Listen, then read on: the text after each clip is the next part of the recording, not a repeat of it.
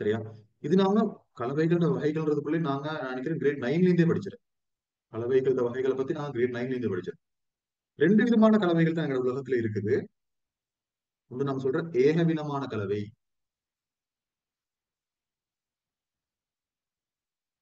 ரெண்டு பல்லின கலவை. ஏகவினமான கலவைக்கு எங்களுக்கு இன்னொரு பேர் உண்டிக்கிற ஓரின கலவை. ஆனா இந்த வேர்டை வந்து யூஸ் பண்ற இல்ல. ஓரின கலவை சொல்லக்கூடிய வேர்டை வந்து நாங்க யூஸ் பண்றதில்ல. இதுதான் நாங்க யூஸ் பண்றோம். அதே மாதிரி பல்லின கலவைக்கு வேற வேர்டு ஒன்று இல்ல. பல்லின கலவைன்னு தான் சொல்றோம். நாங்க இங்கிலீஷ்ல சொல்றது வந்து ஏகவினமான கலவைக்கு நாங்க சொல்றது வந்து ஹோமோஜீனஸ் மிக்சர். கலவைகளுக்கு நாங்க இங்கிலீஷ்ல சொல்ற மிக்சர்னு சொல்லி. சரியா? அந்த மிக்சர்னா முறுக்கல் விட. சரியா? முறுக்கு மிக்சர் முறுக்கு மிக்சர் முறுக்குன்ற ஆட்கள் உண்மையில அதுக்கு மிக்சர் முறுக்குன்னு சொல்றதுக்கு காரணம் என்னன்னா அதுல நிறைய விஷயங்களை போட்டு கலந்துக்கிறேன். நிறைய விதமான முறுக்குகளை போட்டு கலந்தெடுக்க சொல்லி தான் மிக்சர் முறுக்குன்றாங்க. மிக்சர்னா கலவைகளுக்கு சொல்றேன் இங்கிலீஷ்ல. சரியா? கலவைகளுக்கு. அதுல ஏகவிதமான கலவைகளுக்கு நாம சொல்றது வந்து ஹோமோஜீனஸ் மிக்சர்.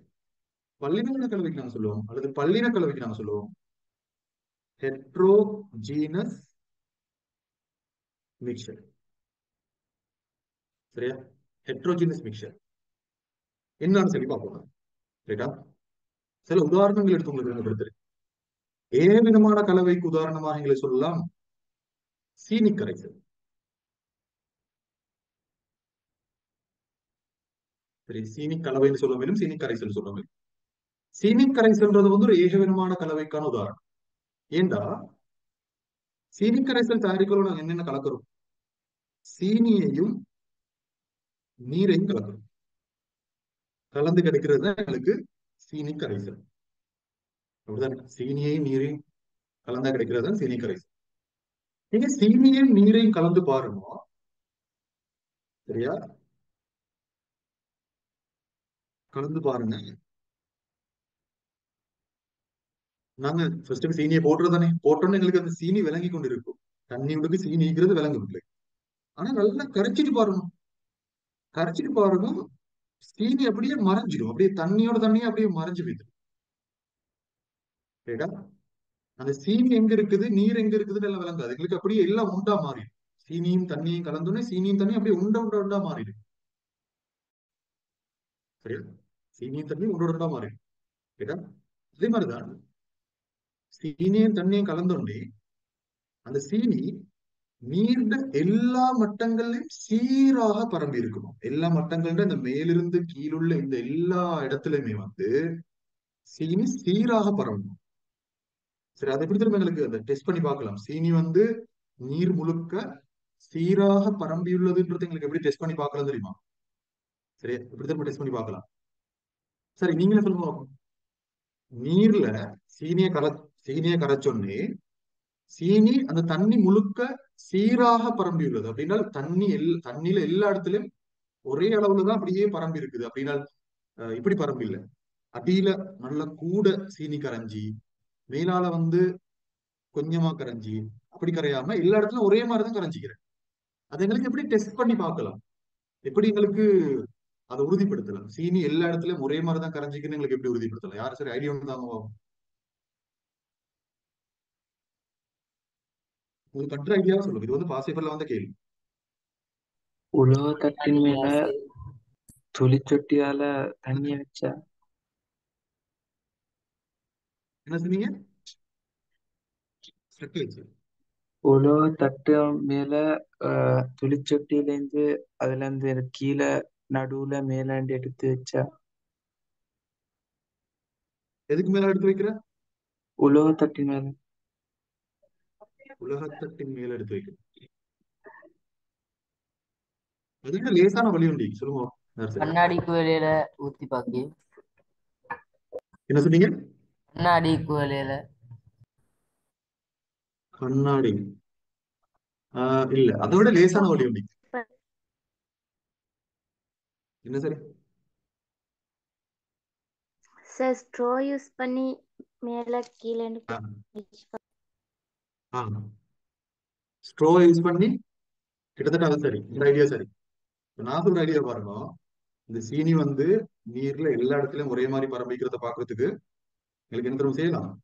ஸ்ட்ரோன் எடுத்து, சரியா, மேற்பரப்புல இருந்து தண்ணி கொஞ்சம் எடுத்து அதை டேஸ்ட் பண்ணி பாக்குறேன் அந்த இனிப்பு எவ்வளவு இருக்குதுன்னு சொல்லி. சரியா? அதே மாதிரி இன்னொரு அதே ஸ்ட்ரோ எங்களுக்கு திரும்ப எடுத்து போடலாம். இல்லாட்டி இன்னொரு ஸ்ட்ரோ எடுத்து நடுவுல மாதிரி போட்டு அதுல இருந்து கொஞ்சம் தண்ணியை உறிஞ்செடுத்து டேஸ்ட் பண்ணி பார்க்கணும். சரியா?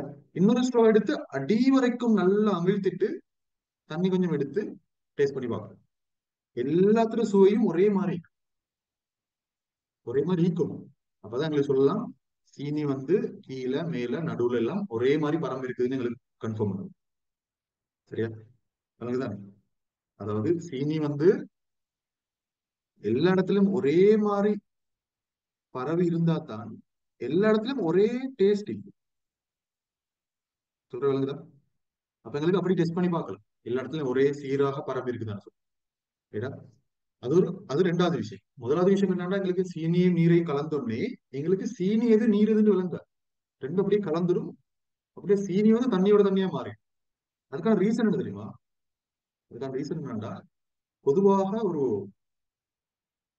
விஷயம் தண்ணியில கரைகிற நேரம், சரியா, அது சீனியா இருக்கட்டும் உப்பா இருக்கட்டும் எதா இருந்தாலும் தண்ணியில கரைகிற நேரம் என்ன நடக்குறேன்னா, இதை நான் சொல்லுவோமே சீனி ஆஹ் சீனி துகள்னு சொல்லுவோமே. சரியா? சீனி இப்ப கட்டியத்தை நாங்க போட்ட சீனி கட்டியத்தான் போட்டுனா சீனி கட்டி என்ன செய்யறால் இன்னும் இன்னும் அப்படியே சின்னதாகி கேட்டா எந்த அளவுக்கு சின்னதாகும் சொன்னா எங்க கண்ணுக்கு விளங்காத அளவுக்கு சின்னதாயிடும் அந்த சீனி துகள். கேட்டா அப்படி சின்னதாயிடும்னே நீர் மூலக்கூறுகளுக்கு தானே. நீர் மூலக்கூறுகள் என்ன செய்யும்னால் இந்த சீனி துகளை சூழ இப்படி சூழ்ந்து கொள்ளும்.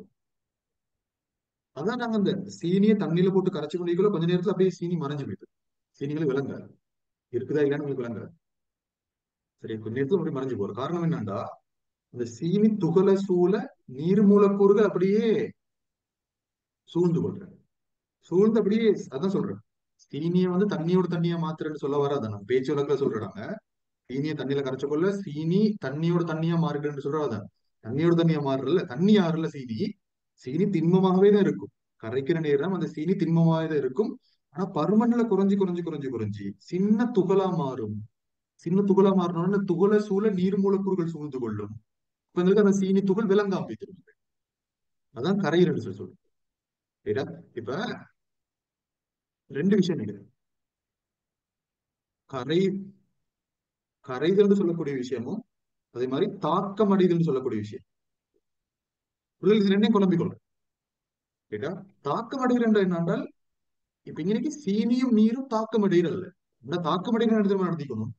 சீனியும் நீரும் தாக்கம் அடைஞ்சு ரெண்டும் சேர்ந்து ஒரு புதிய சேர்வு வந்திக்கும். சரியா? புதிய சேர்வு வந்திக்கும்.